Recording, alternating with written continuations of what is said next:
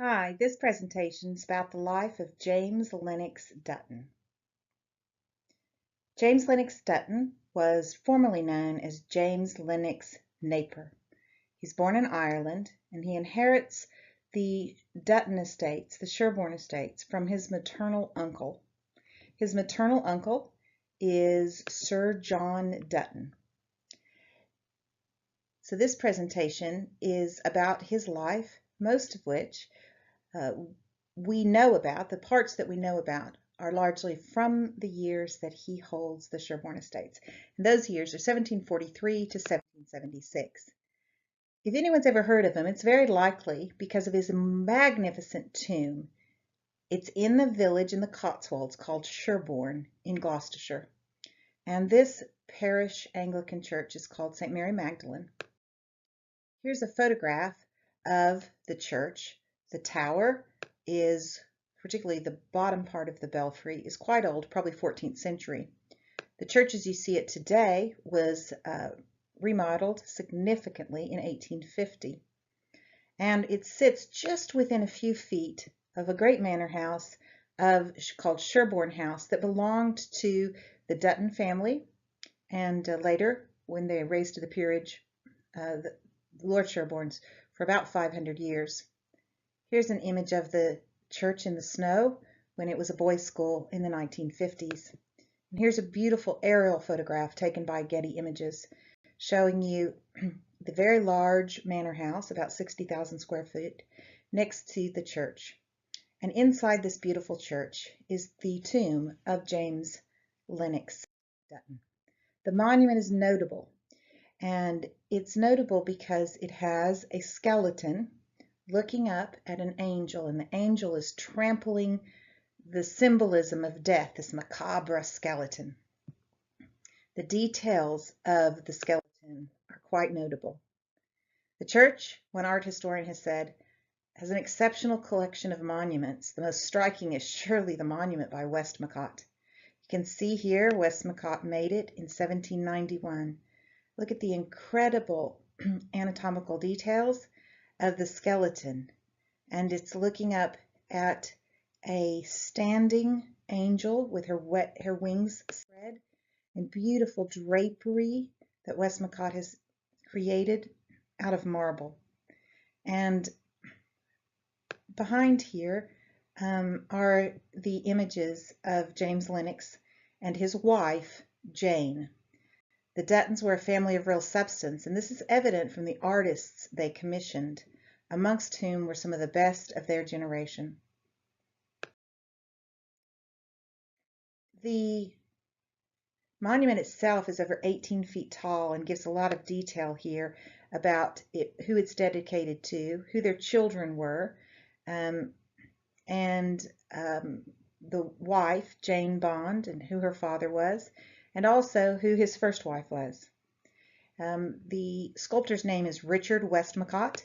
You'll notice here that he's the elder, and the reason you say the elder is his son, Sir Richard Westmacott, is much better known than his father, and he learned his skill from his father. Richard Westmacott will die in 1808. He'll have gone bankrupt by then and kind of has a disgraced ending to his life. This is a very old photograph. Still looks exactly the same, of course. You can see the Dutton coat of arms up above here, right at the high altar. Here's where parishioners do their communion, kneeling in prayer, and to the left is the tomb of James Lenox Dutton. And over on the right-hand side, if you were to look to the right, we'll see this tomb in a bit, this monument in a bit, is to the uncle that he inherits from, and the high altar is just right here. So what do we know about the childhood of James Lenox Naper? Not much. Before he inherits Sherborne, he lives in Ireland. He's born in Ireland. He certainly had an Irish accent, and he is from County Meath. And his family held vast estates there. He would have lived in the reign of Queen Anne, who's the last of the Stuart monarchs. She had supported her sister and her brother-in-law, William and Mary, as they overthrew her father, James II, in the Glorious Revolution in 1688.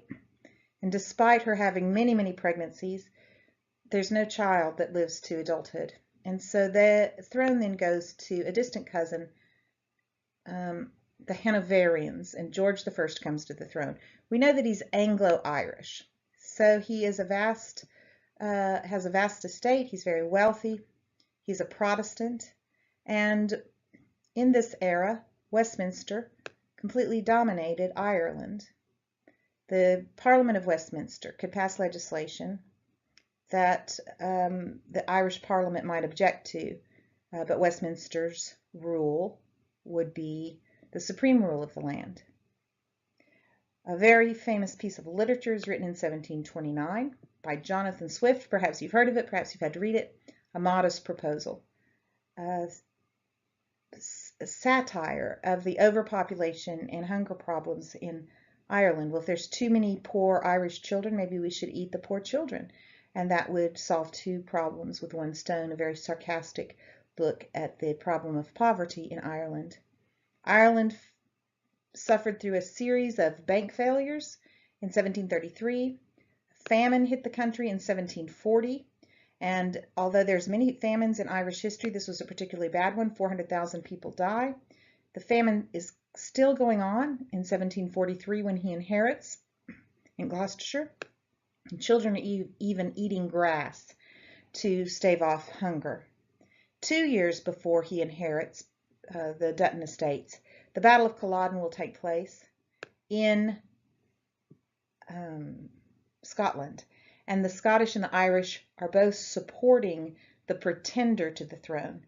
The pretender to the throne is Mary's half-brother, who's Catholic, and his son, Bonnie Prince Charlie, has come to try to take the throne on behalf of his father. We don't know much about the details of his life. Why? Well, all Irish genealogical records are destroyed in the 1922 fire. Is that true? Well, it's pretty close to the truth. When Ireland was fighting for their independence in the early part of the 20th century, in this civil war, there was a 2-day bombardment and fire ravaged the building, and so much of Irish history is lost to us. And details that we might find, including his baptismal records, maybe letters from his mother or father or aunt, or something about his life or something that he had written, if those existed, they may have been lost in this fire. So we don't know much about him. Things we do know about him. We do know that his family owned over 18,000 acres in Ireland. And this is County Meath that you can see outlined here. It's outside of Dublin. Modern-day Dublin is here. So it's to the northwest, County Meath is. And they owned all of these manors. And his seat, his family seat, was at Loch Crew. And he was certainly experienced in managing a large estate. He will be about 31 years old when he inherits the Dutton estates. How does he inherit the Dutton estates? Well, it's an interesting story because he's not expecting to inherit these at all. So let's talk a little bit about how that happens. His grandfather is Sir Ralph Dutton. Here is a portrait of him that hangs at Lodge Park, which is a National Trust property. And when Sir Ralph Dutton held the Sherborne estates, the Dutton estates, Kip drew a great drawing of Sherborne House. And you can see the church here. And now there is the belfry is the same, but the church building has been largely remodeled. You may notice that the wings of Sherborne House today do not extend that far out. And so this is approximately what Sherborne House looked like. The center of his vast estates he managed from this village in Gloucestershire in the Cotswolds. Well, these are 3 of his children that we need to know about for the story. His oldest daughter is Mary, who marries a Thomas Reed, a landed gentryman in Gloucestershire. Sir Thomas Reed, when he marries Mary, she becomes Lady Reed.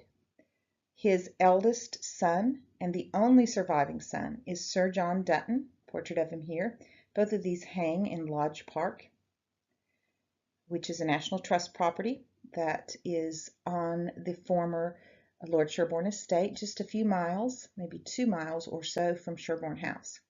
And here is the second daughter, Anne Dutton, who marries the heir and then the lord at in County Meath of the Naper estates. So the maternal uncle is named Sir John Dutton. He inherits the estates and really does try to produce a male heir, but fails to do so. So his will becomes very important. We need to be talking about his will. He's really concerned that his family name is going to become extinct as the Dutton males are dying out. He had a brother, Ralph, or Rafe, who died in 1716, and 2 other brothers died as very young children. He has the sister Mary, he has a sister Anne, and they are both dead almost by the time our story starts. He has a sister Jemima who's still alive. And so from his perspective, he's got himself, his sister Jemima, and he has 2 nephews. He has more than 2 nephews, but his eldest sister has married Sir Thomas Reed, and their heir is John Reed, an adult and an Englishman. His second sister has married, and she has a son who is an adult who also already runs massive estates in Ireland, and his name is James Lenox Naper. Now, the uncle that we're talking about, Sir John Dutton, his tomb is directly across from the tomb of James Lenox, and it's pretty famous in and of itself. It often makes the tourist books of the Cotswolds because of the mark out right there. You can see here that there is a typographical error, if that's the correct word, a carving error in the name of her father. Interestingly, it's not done by the generation that created the monument. It's a very Roman-looking monument. Looks like a Roman senator, for instance, here. But it's done probably after 1860 because early photographs in the church don't show that cross out. I suspect it's done by a later Lord Sherborne, Edward Lord Sherborne, who is probably our best Lord Sherborne. He will die in 1918, and I believe he holds Sherborne from 1872. It might be off a year or two, but 1872 to 1918. You can see here John Dutton, Baronet, Sir John Dutton, and his wives. And Mary Cullen was his first wife. And her father holds Upton House, which is a National Trust property today. And then Mary Keck, she was the daughter of Sir Francis Keck of Great Two, which is a large estate in Gloucestershire. And there was a lot of hope at this marriage because of her youth that she would be able to provide him with the heirs that he so much wanted. These marriages bring him great wealth, but never any. So James Lenox Naper is not expecting to inherit. He's not the oldest nephew.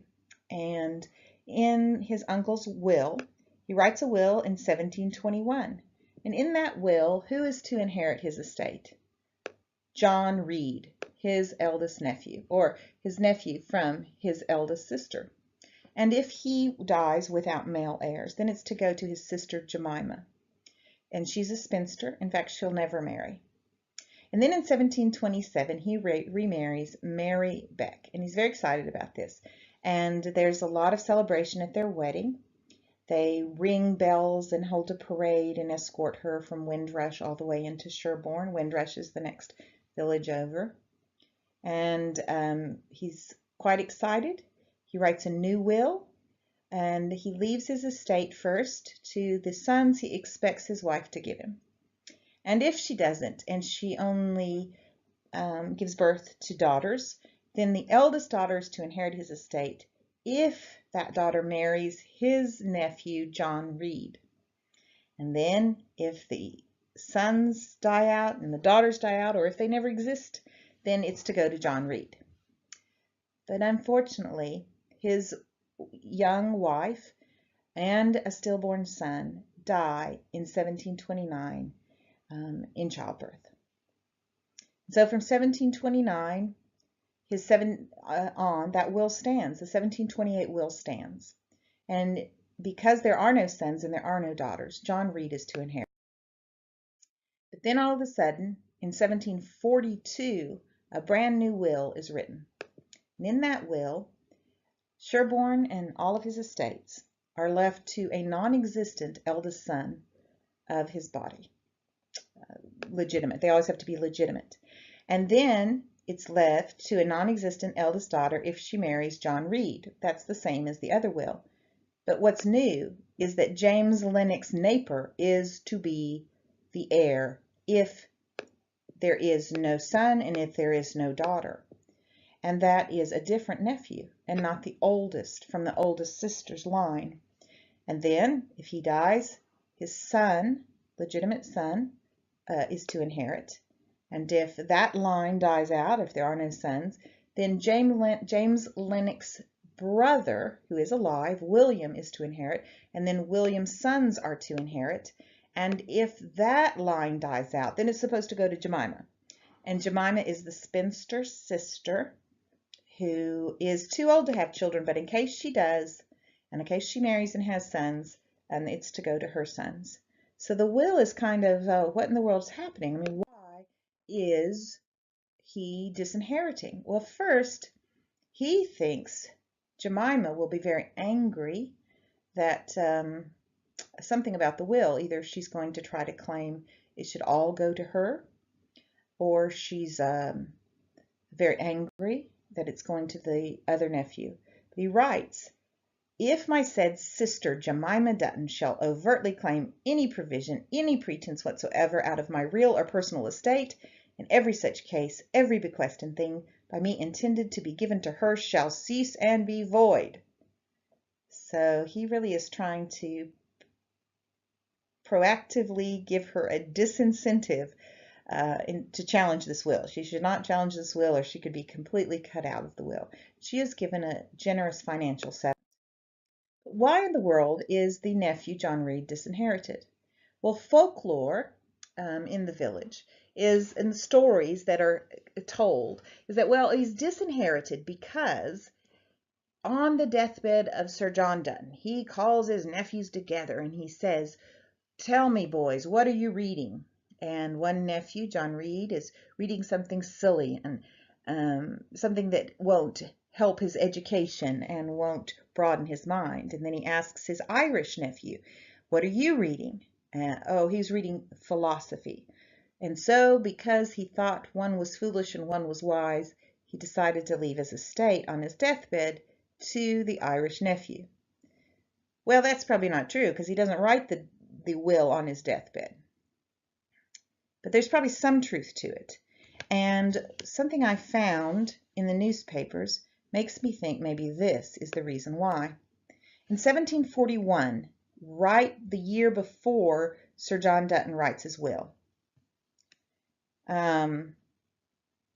Reed loses a very important lawsuit. Yesterday was tried at Guildhall a great cause upon an issue directed out of the High Court of Chancery between John Reed, Esquire, accompaniment to the South Sea Company. Perhaps you've heard of the South Sea Company. He's a plaintiff, against Knox, Ward, and Ralph Ward, Esquires, and others, defendants, in which it was determined in favor of the defendants. So the South Sea Company had gone bankrupt, and it was kind of a bubble bursting and caused a stock market crash, a great economic crisis in Great Britain. And so you're wondering, and I haven't read this court case yet, but you're wondering, is this the clue? Did he go bankrupt himself? Has he lost so much money, involved too heavily in this scandal-ridden company, that his uncle thinks he's foolish, that he's not the best steward to guide the Dutton estates in the future, but he disinherits him. And so his other nephew inherits. So what does James Lenox inherit? Here are all the place names that are listed in the will. These are all of his properties. And you can see most of these are in Gloucestershire, not each and every one, but the village of Sherborne, and that includes the acreage around it and most of the buildings, the cottages, etc. in it, and the barns and the farms. Windrush, these are manors and villages, Aldworth, Eastington, Northleach, Turkdean, Farmington, Hinchwich, Condicott, Bourton on the Water, Wick, Risington, Cheltenham. He holds the manor at Cheltenham. Charlton Kings, Leckhampton, Brockthorpe, Harescombe, Standish, Harrisfield, Randwick, Morton, Morton Valence, Epney, Saul. It goes on and on. And so one of these is in Worcestershire, but these are extensive lands that he holds in Gloucestershire. His grandson and his great-grandson will add immensely to these estates. But this is what he inherits, along with all the Irish estates they hold. Other interesting provisions of the will is he says James Lenox needs to now take and use the coat armor of the Dutton and the surname of Dutton only. So he's going to drop Naper altogether, and to be continually styled as a Dutton and written as a Dutton when he signs. And my further will and desire is that my said nephew, James Lenox Naper, do within 2 years after the premises, if possible, when he gets access to the premises, when it converts over to him, he shall get an act of Parliament that will enable him and his heirs male of his body, those there have to be legitimate children born to his wife, to take and use the surname and the coat armor of Dutton. You needed parliamentary permission to do so, and enable every other person in remainder after him. So, for instance, his brother William won't take the name because he does not inherit. Now, if he inherited, he would have to change his name. But James Lennox's children do take the name of Dutton. He also does get the Act of Parliament passed, and he gets a special bill passed that allows him to use the coat of arms and the name Dutton. Now, this is Lodge Park. It's a National Trust property.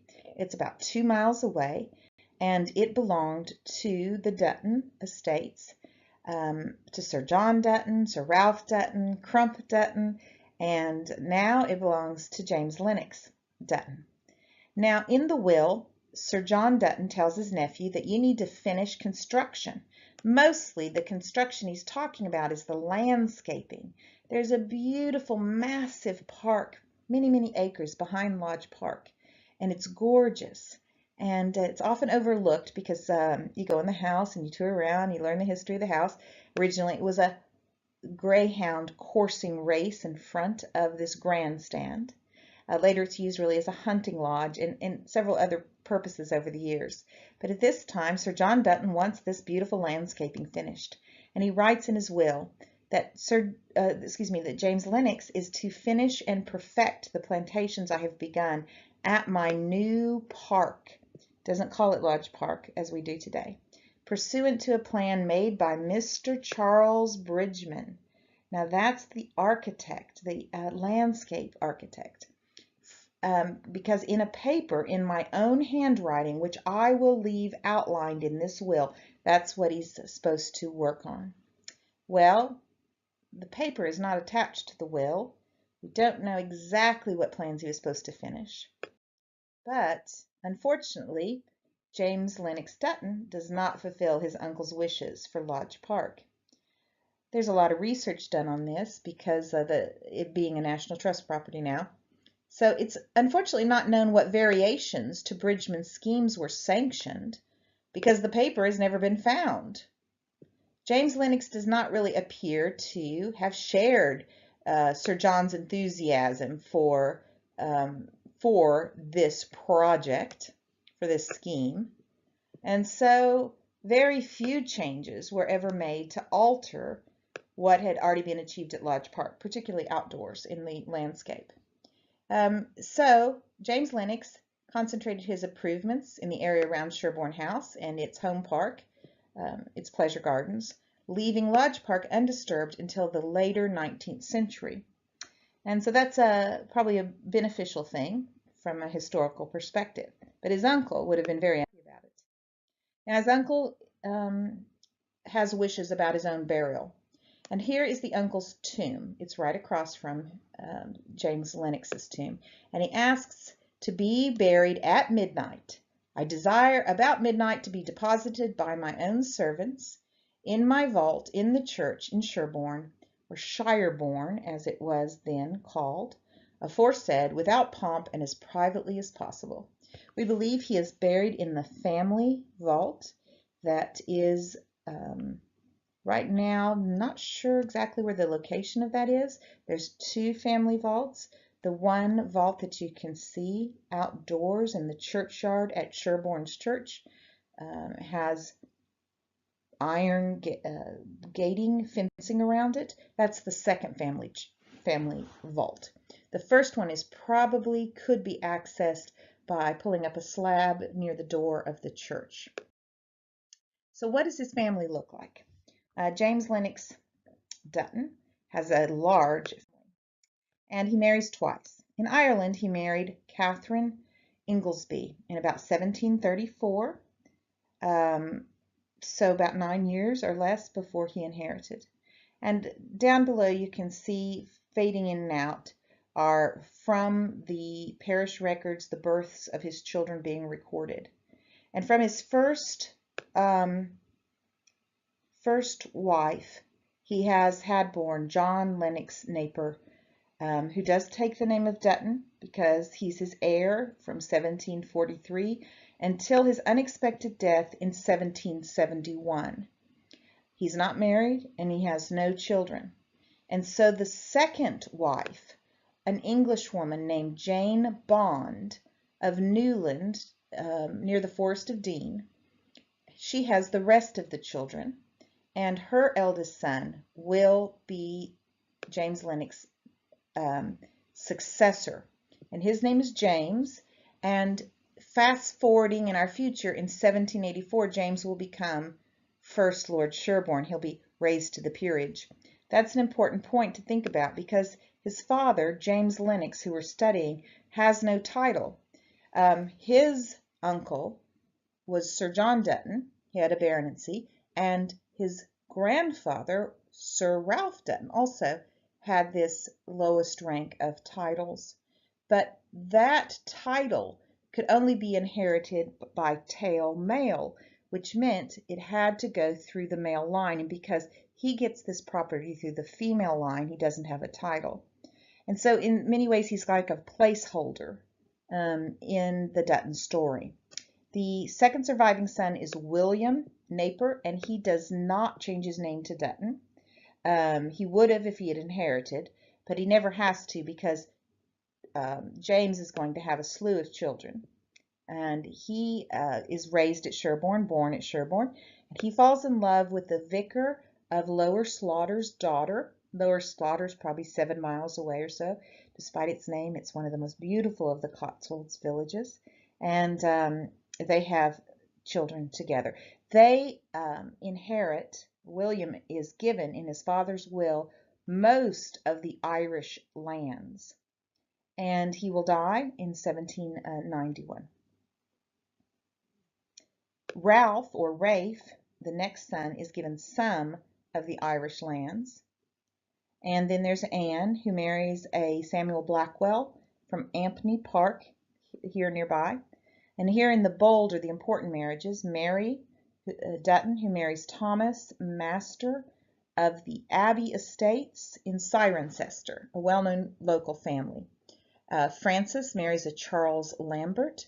And then the youngest daughter, Jane, has the best marriage by far, marries, gosh, maybe the wealthiest man in the kingdom, certainly the wealthiest one who doesn't have a title, Thomas Cook. And so it's a little cluttered, a little complicated who the family is, but let's talk a little bit more about his family. We have a family portrait, or at least a partial family portrait. This is the Zoffany painting, a very, very famous painting by Zoffany, worth an absolute fortune. And it shows the Dutton family playing cards. And you have here James Lenox Dutton, his wife Jane Bond, their heir, his second son, because his first son has died, and who will in our future be Lord Sherborne, and then their very youngest daughter, Jane.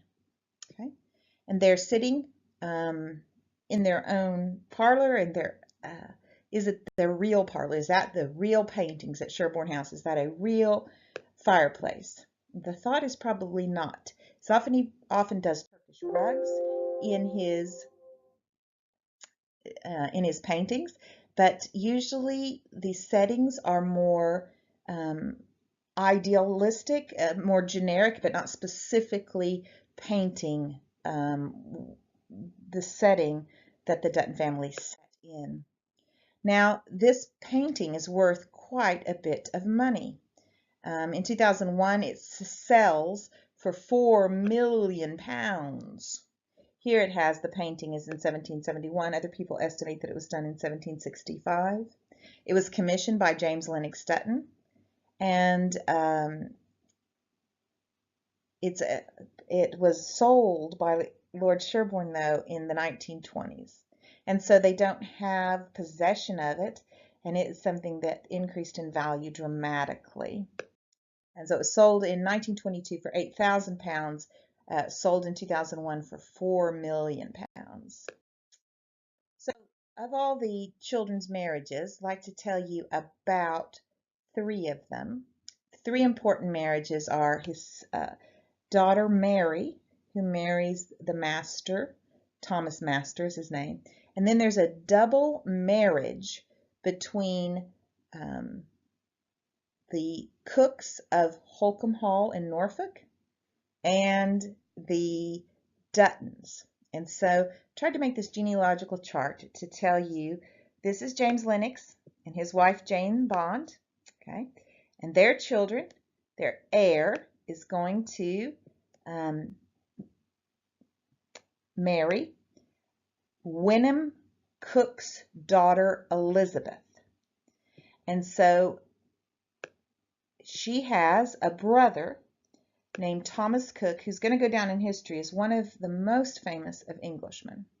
He will later be created the Earl of Leicester, and he's fabulously wealthy. He's a great agriculturalist. The most innovative things in agriculture happen on his estate. And the generation before was also the Earl of Leicester, but they also have to descend that title through tail male, and they didn't have descent through tail male, so they lost their title. But they have enormous estates.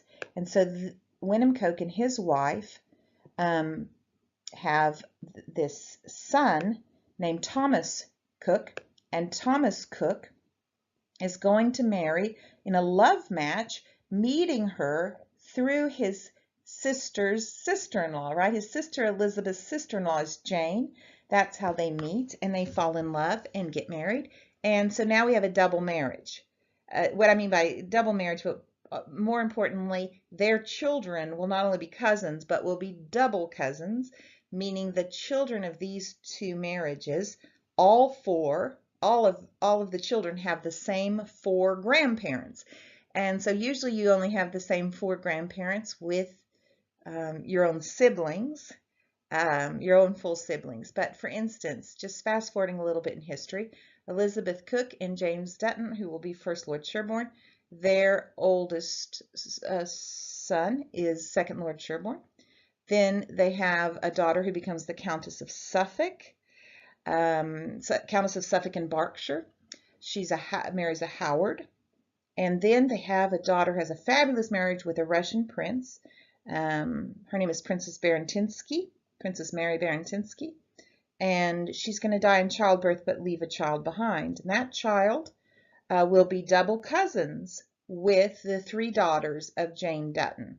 So Jane Cook, who was previously Jane Dutton, has 3 daughters, one of whom marries the heir to the earldom of Suffolk and Berkshire.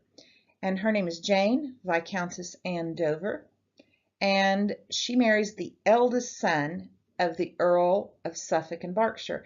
And they're married for 1, 2, 3 years.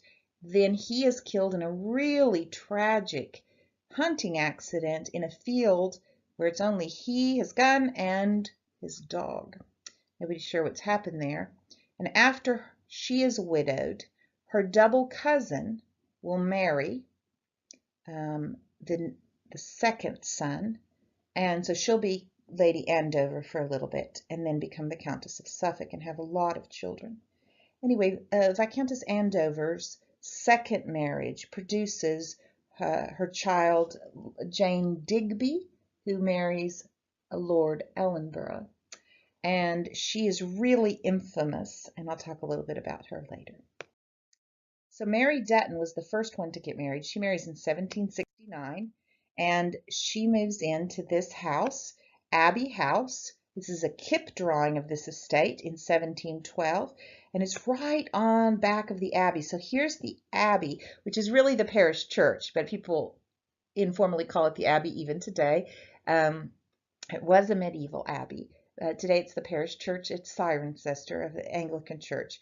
But if you go right behind the abbey, you can go into the gardens of what used to be, and now this is public parkland. It used to be where she lived.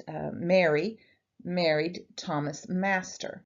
They also had Knoll Park in Almsbury, so they had quite a bit of wealth, but no title. And the entrance to their Cirencester estate was marked by a gate. The gate still stands. It's a medieval gate. The entrance to the Abbey estates, and this is the entrance today, and this is the entrance more than 100 years ago. The black and white photograph was taken. And so Mary Dutton would have come into her married estates with Thomas Master through this gate to get to the house. And Abbey House used to stand right here, and I just showed you that kip drawing of it. And it's been torn down in the 1960s and replaced with this nursing home, and it sits on the same footprint. In this area up here, you can't quite see it, but this area is unchanged. Kind of a patio and pillars, those things are unchanged since the time that the Masters lived there. It's right behind the Abbey. This wall here is that marks the churchyard, and the churchyard, right almost as close to it as you can get, right over there is the grave of one of their daughters, Jane Master. So if we see this as a present day view of the Abbey, let's look back in the past what it looked like. So this is Abbey House that Mary Dutton becomes Mrs. Master, moves into this house, and it has a vast pleasure garden, and the Norman arch is over this way. You can see the Abbey right there. Now inside that Abbey is Mary Dutton Master's tombstone, her grave and her tombstone. It looks like it was designed to be buried. She was designed to be buried outside, and the tomb marker was supposed to be outside, but it's actually inside a chapel. It should be the last of the Master family to be buried inside the church. And it's in Latin, which is unusual this late. But this monument to Mary Dutton, she was born a Dutton, is in the Abbey Parish Church at Cirencester. And she's the daughter of James Lenox Dutton. She's the wife of Thomas Master. And she's the sister of James, First Lord Sherborne. He'll get that title in 1784. She's the mother of 2 daughters, Jane Master, who's very important to other research from this era and from the Dutton family. I'll tell you about that in a second. She's mother to Mary Ann Master, who marries John Thynne, And so she goes by the title of Lady John Thynne for most of her married life, and then late her husband inherits and she becomes Lady Carteret. Let me tell you a little bit more about this family. This is the Thomas Master family. This is James Lenox Dutton's daughter.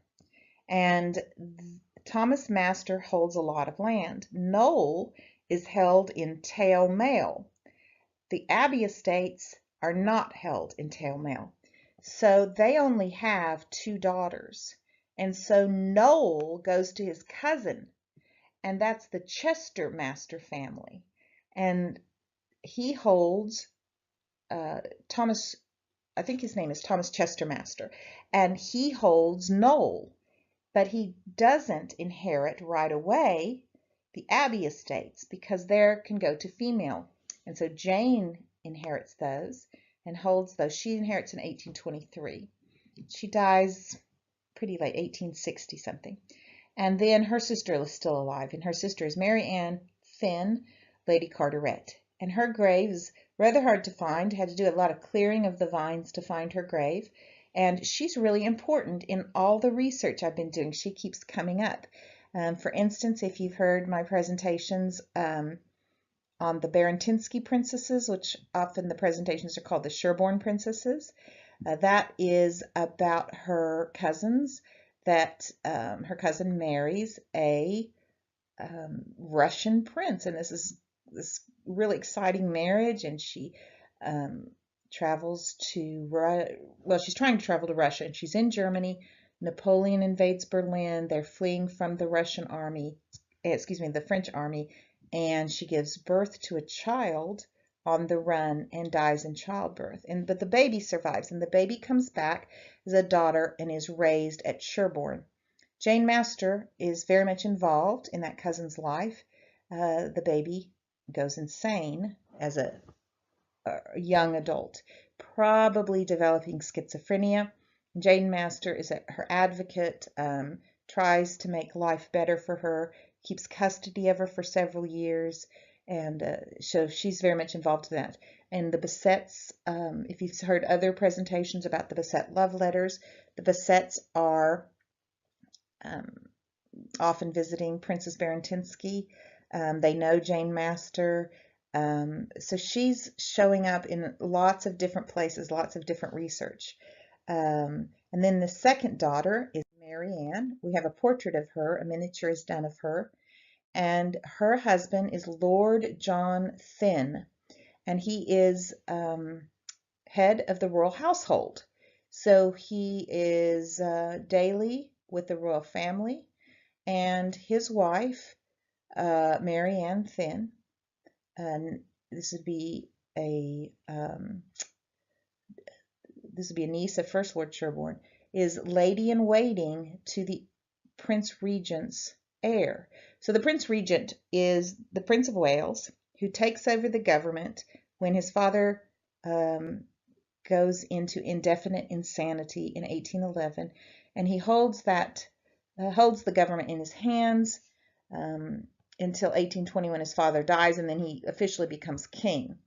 Well, his heir is Princess Charlotte's only child, and Princess Charlotte marries, you may remember, Prince Leopold, who will later be the king of the Belgians, and she is therefore with Princess Charlotte daily. And then Princess Charlotte dies in childbirth, and the baby boy dies in childbirth, and it is a catastrophe. The labor was very long.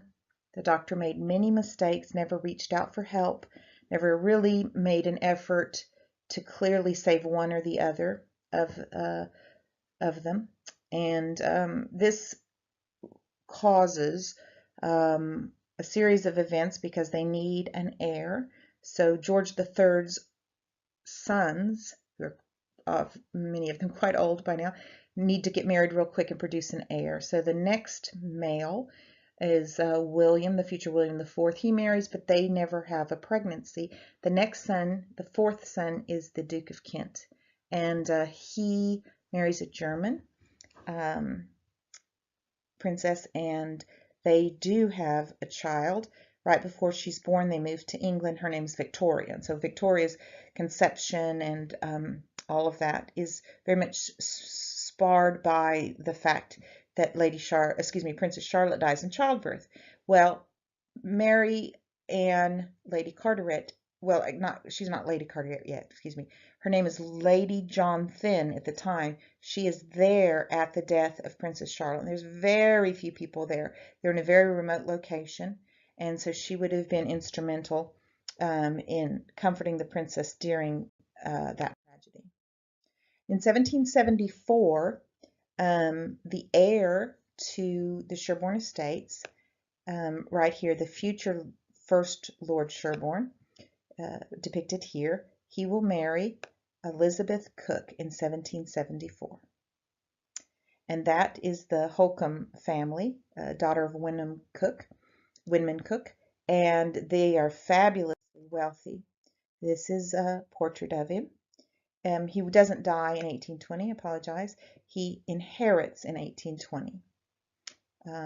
He won't die till 1867, I believe, maybe 62. His portrait is at Lodge Park, the National Trust owns. And because of that marriage, Jane Dutton gets to know her sister-in-law's brother.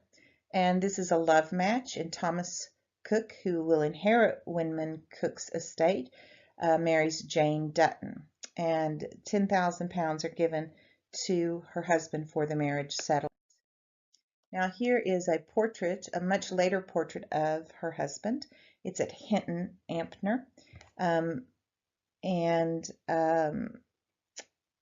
be telling you a little bit more about in our future. Second Lord Sherborne's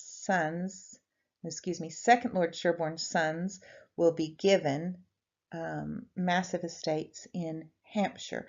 But at this point, including Hinton Ampner, at this point the Duttons don't own them. But Thomas William Cook lives a very long life, from 1752 to 1842. And you can see here in 1775, right before his father-in-law dies, he marries Jane Dutton. And this is his great hall when you walk in his front door at Holcomb Hall. This is the seat today of the Earl of Leicester, and this is the home which Jane Dutton, now Jane Cook, goes and lives in this massive estate in Norfolk. And she does a lot of the decorating of the interior of this home.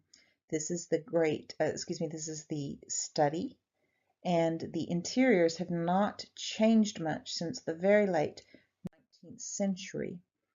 This is a walking gallery with Greco-Roman art statues brought in. Movie makers really like to shoot at Holcomb Hall because the interiors are so authentic. And so if you ever watch the movie, for instance, The Duchess with Keira Knightley, which is the true story of the Duchess of Devonshire, who was very politically active and influential in getting certain men elected to office, like Fox. But she was very unhappy in her marriage. They often like to shoot. They like to shoot here because it's a very authentic interior. Here is the announcement in October of 1775. Yesterday at Sherborne, which is how they're always spelling it. But the next generation, on everything, will be spelled Sherborne in the newspaper and in the legal documents. Thomas Cook, the eldest son, to Miss Jane, youngest daughter of James Lenox Dutton. Here he is at Holcomb Hall, very handsome man, and this is a room right before you get to the study at Holcomb Hall. When I was there, I asked the guides to turn off this lamp here so I could get a good photograph without reflection. And this is the room with his first family. So here is a massive portrait of him, and here is his first wife, and this is Jane Dutton. And she does give birth to a male, a baby, but the baby dies very shortly thereafter. And she has 3 daughters and they are portrayed here on the wall. And so these are all the double cousins of, for instance, the Countess of Suffolk. And these are the double cousins of First Lord Sherborne. These are the double cousins of Princess Mary Barentinsky, who dies in childbirth after marrying the Russian. So there's a real strong connection for many decades between the Duttons and the Cookes at Holkham. Now, if she'd had a boy, that boy would eventually become the Earl of Leicester, but he never remarries. He's very attached to the memory of his first wife, so it seems like he'll never remarry. I believe it's something like 37 years after her death that he remarries, and that's because he's been created the Earl of Leicester, and this was his old family's title in previous generations, and he is very, very wealthy. He's got to be the most wealthy man, the wealthiest man in the kingdom outside of some of the dukes. A great agricultural estate. And so he marries very quickly after getting the title, because he's quite old at the time, very young, 18-year-old, and has several male children, and therefore the title goes through his sons. And so they become half sisters, very, very much older than their stepmother, half sisters to the new Earl of Leicester. Now, I went to find her tomb. It's in a little village close by Ilchester, and she's the daughter of James Lenox Dutton, the wife of Thomas Cook, the mother of 3 daughters, including Jane Cook, who is Lady Andover. I think I told you that. Her second marriage is to Admiral Digby. Therefore, she's the grandmother to the very infamous Lady Ellenborough, Jane Digby.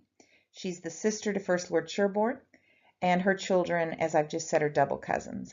And one of the exciting things for me when I was there, if you go right across here, you'll see that there's other Cook tombs, and there was Edward Cook, the Chief Justice of Court of Common Pleas in the Tudor era. And I was so excited because in graduate school I had to read a whole bunch of his legal treatises, and a beautiful, beautiful full life-size monument to him. And this is a close-up of Jane Dutton, who is really a Jane Cook. And just, if she had lived that long, she would have been the Countess of Leicester. The home is still in the hands of the Earl of Leicester. It's in private hands, but it is open pretty frequently for tours, and I would encourage you to go. It's a wonderful, wonderful setting. Here is a book, The Biography of Jane Digby, A Scandalous Life. Sometimes the same exact book is called Lady Ellenborough, and she is the great-granddaughter of James Lenox. She has 4 husbands. Her first husband's the Viceroy of India. They get a divorce, and that takes quite a bit of doing. It's very difficult, very rare to get a divorce. It takes an act of Parliament, and he gets that on grounds of adultery. She has many, many lovers and husbands, lives the most incredible life, often abroad. Some of her lovers here include King Ludwig of Bavaria, which I've pictured at the top, and his son, King Otto of Greece, some of her own cousins, and her last husband was an Arabian sheik. These are some of the scenes from The Duchess, the movie about the life, Keira Knightley, the movie about the life of the Duchess of Devonshire. And they love the interiors. They didn't have to change much. And so they often shoot movies there. And the Great Hall is fabulous. Now, some interesting occurrences will be what we'll talk about next. So I'm going to put an end to part 1 of the life of James Lenox Dutton, and see you next time for part 2.